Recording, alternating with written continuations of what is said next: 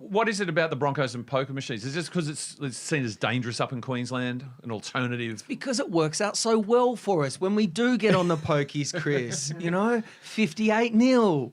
I was at Bankwest that day as well. That got so bad that like we were doing our Broncos when we got a penalty. That was mate. Were you there at that game? I was there. Oh my goodness. I was there. Oh, I wish I wasn't. It's a throwback because pokies were illegal in Queensland up until the 90s. And New South Wales, of all territories in the world, 10% of the world's pokies are in this state. Is that right? Really? So for all the illegal stuff Sir Joe loved, he didn't allow pokies. Didn't allow pokies. Well, maybe they didn't pay him personally. Maybe the pokies didn't give him brown paper bags. Yeah, they right. paid the New South Wales government masses of tax. So that's why the New South Wales government loves them. That's why there's so many here. And the Queenslanders they walked into the room at Harpoon Harry's, being used to pubs in Brisbane might have a line of pokies, and just saw a field of miles and miles of pokies. Like, wow, you get lost in there. Wow, yeah. It is. A lot of it's built on pokey money. Rugby league, like if you look at the nuts Seagulls, and bolts that's of it. why that's Gold Coast Seagulls, when their leagues What club, a team. It was the best. It was this 6-story leagues club, and every Wednesday, pension day, there'll be buses coming across the Tweed of pensioners throwing their money into the pokies, and that's why Gold Coast Seagulls had their leagues club.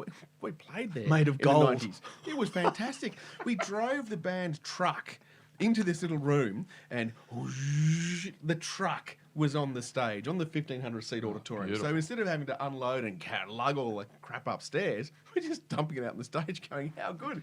This very attractive woman in a short skirt and heels comes over and goes, you boys want the rider now? And out came 2 more women carrying beers and wine, and we're going, we're a shitty covers band. We've never drunk wine. What the hell's going on here? What's that? Oh, you got long necks. Oh, well, it's red. Loved Seagulls. Did the club morph its name from Seagulls through Giants, Chargers, Titans, or has it was always the same club. Always been the Seagulls? It was the same. It was the Gold Coast.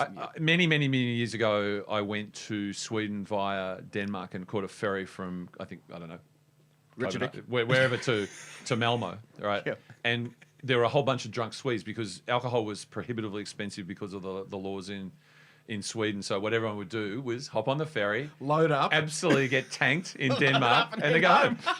This is the explanation. Joe Bjelke-Petersen is almost single-handedly responsible for the decline of the Brisbane Broncos right now.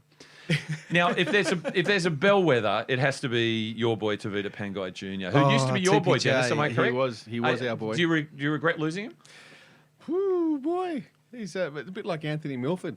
There are very uncharitable people on some Canberra forums saying you miss him. Milford Just like Shannon Boyd, you miss. dodged a bullet. Dodged a bullet is the word with Milford. I'd love to have Boydie back. Dodged a cannonball. I love Boydie. Still love Boydie. he- But he's going to go back to the farm in Cowra and just farm Good on him. cattle. Yeah, Shannon God Boyd. Good love on him. So, how do you feel about Tavita before we go through his rap sheet?